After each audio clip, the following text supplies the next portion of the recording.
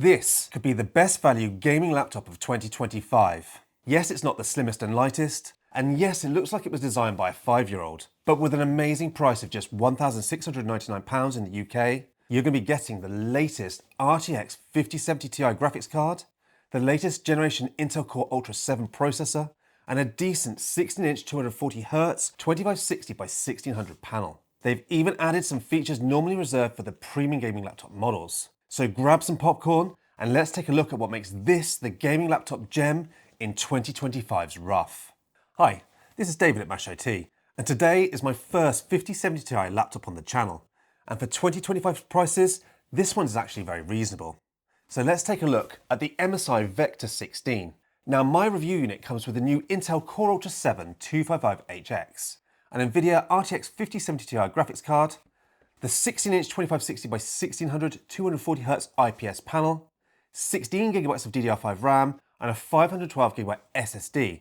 And get this, it's actually got Thunderbolt 5, all for £1,699 in the United Kingdom. Now the Legion that we've just reviewed cost twice as much, and that didn't even have the Thunderbolt 5. Now you can also choose this model with the higher version with Core Ultra 9 and 5080, but you'll be paying about £1,000 more for the privilege. But for me, this £1,699 price range is about the most I would want to pay for a sort of mid-range budget laptop. So let's take a look around the laptop itself.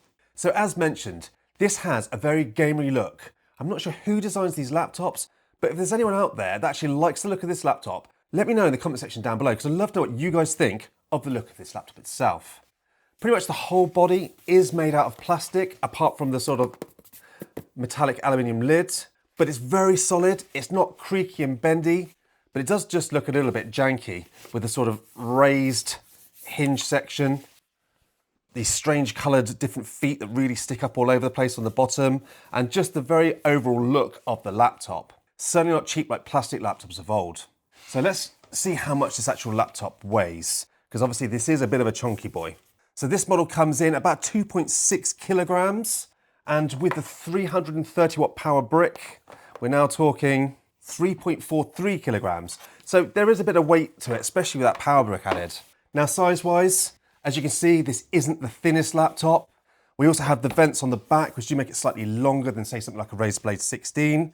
But for this price range, this size is actually pretty reasonable, and it does mean having those vents is a lot better for the thermals of the laptop.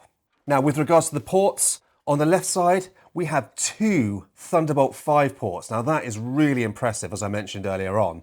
This is normally reserved for the really expensive gaming laptops out there, and even the Legion 7 that we just reviewed didn't have that. We also get a full-size memory card slot, which is quite unusual.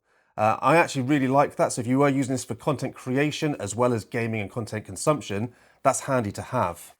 Now, on the right-hand side, we get 2 USB-A ports and a headset jack. And then on the rear, we get a 2.5 gigabit Ethernet port, an HDMI 2.1, and a power jack. So overall, not a bad range of ports. Right, so opening the laptop, you are greeted by the gamer keyboard. Now, once you've seen this keyboard, you can't unsee it. Now, functionally, it's a decent keyboard. Typing was great on it, but who designed this WASD keys and these cursor keys? I think they look pretty awful. Still, the keyboard is nicely backlit with 24 color zones and 5 brightness settings.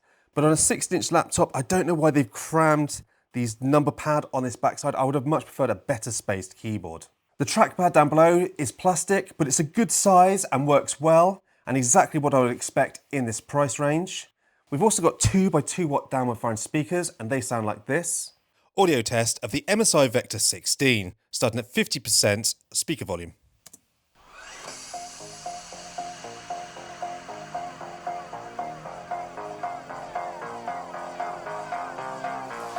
And now 80%.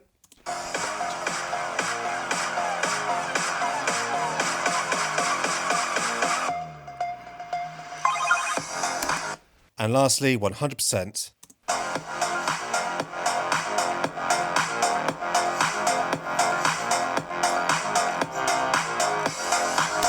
So there we are, that's the speaker test of the MSI Vector. Overall, they're okay, not the loudest speakers in the world, not the fullest speakers in the world, but you know, for this sort of price range, I don't think they're bad at all. Also, one thing with this laptop, on idle you can always hear fan noise. These fans never turn off. It's a constant low hum.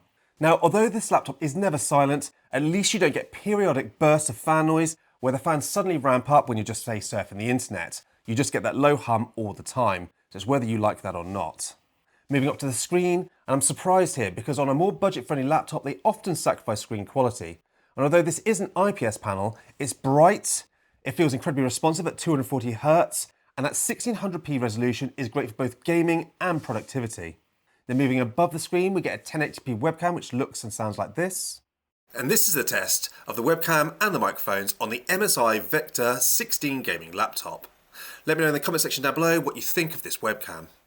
And surprisingly, it also includes Windows Hello facial recognition, something else that the much more expensive Legion did not have that we have here. So with the tour of the laptop over, let's take a look at the performance. And this is an area that MSI absolutely excels at. Now they've saved some money choosing the Core Ultra 7 255HX CPU, which makes perfect sense here and is a fantastic gaming processor. It has the same amount of performance cores as the more expensive Core Ultra 275HX, but sacrifices just a few of the efficiency cores, which would have no effect on gaming anyway. Now the CPU really impresses with both single core and multi-core performance, but at the expense of power. This CPU can consume 170 watts when maxed out on the extreme performance profile. And wow, your ears will know it. When we were running the Cinebench R24 multi-core test, this laptop hit 57 decibels running the CPU alone. Now this is pretty uncomfortable for people around you. But fortunately, switching it down to the balance profile drops that wattage on the CPU to 80 watts and gives it a much more pleasant 45 decibels. There is also a silent mode in the profile section, which the CPU is capped at only 15 watts, which in my opinion is way too aggressive, as we'll see in the gaming test results later on. Now we also get 16 gigabytes of 5600 DDR5 RAM, which is still enough in this day and age, but these are upgradable RAM sticks, so you may want to change it to 32 gigabyte or more later on. And this laptop can also accept the newer 6400 MHz RAM, so I will put a link to those chips down below. The 512GB SSD is a slow Gen 4 drive. This is another area where we sacrificed a little bit of money, but it's very easy to swap that out yourself later. And it can accept a Gen 5 drive in the primary bay, plus you can put a secondary Gen 4 drive in the secondary bay. The 5070 Ti comes with 12GB of GDR7 and has a power budget of 140 watts. And in the benchmarks, it gave some impressive scores. In TimeSpy, we were only 5% away from the score of a 175 watt 4080, which used to cost an awful lot more when that was released. I honestly think this could be the Goldilocks card this year for more cost-conscious buyers, as it gives incredible 1600p gaming performance whilst costing much less than the more powerful 5080. Whilst we're on the subject of gaming, this laptop games like a beast. Temps were kept in check, and there was no throttling with our long-term gaming sessions. The 5070 Ti managed to maintain its 140 watts in the extreme mode, giving great frame rates in all of our games. Now, if you want to use that extreme performance mode, get your noise cancelling headphones out, as this laptop does hit 59 decibels whilst gaming. Now, fortunately, the balance mode came at a much more pleasant 47 decibels, whilst only dropping 20 watts on that GPU. I hardly noticed any drop in frame rate whilst gaming on the balance mode, so this is my favourite profile to actually game in. I did try gaming on the silent profile, but with that 15 watt cap on the CPU, the frame rate's absolutely tanked, as the GPU just couldn't be fed fast enough by that 15 watts of the CPU. Now lastly, with regards to external temperatures, this laptop never got hot on the keyboard or the palm rest, so this led to an incredibly comfortable gaming experience on my time with this laptop. Now all of the profiles are controlled by the MSI Center, and I have to be honest, it's not my favourite. It's a bit slow to load and not very intuitive. But fortunately, once you've set everything up how you like it, you probably won't bother with this software except every now and again to change the profiles. Also worth noting is in the extreme performance profile, you can actually adjust the fan curves to your own liking. And if you enjoy your hearing, it's worth spending a couple of minutes just tweaking in here. There is also an AI profile, but I found it worked almost exactly the same as the balance profile, so I just didn't really bother with it. So with the gaming out of the way, I want to talk about battery life. And as usual, this is Intel's Achilles heel. Now we set this laptop to the silent profile, Windows to power saver, the screen automatically switches to 60Hz on battery, but with our usual battery test of watching YouTube with the screen at 200 nits of brightness over Wi-Fi, we depleted this 90 watt-hour battery in just 5 hours and 21 minutes. Now with an IPS screen and a large battery, I was really hoping for a lot more. Now performance on battery is very good in the balanced mode, but pretty sluggish when you put it into that silent mode. I also did test some gaming whilst on battery, and the performance was very good if you actually changed it up to best performance in Windows, but expect just over an hour of 3D gaming. And lastly, I was surprised to see power delivery enabled on this laptop. Very often on the more budget ranges, they don't implement it. But to MSI's credit, we've actually got PD available on this laptop, so when plugging it into my 100-watt PD monitor, I got great performance. So you can get by on the go without that massive 330-watt power brick, and I love having a one-cable solution when I'm at home in the office. Okay then, so on to the conclusion.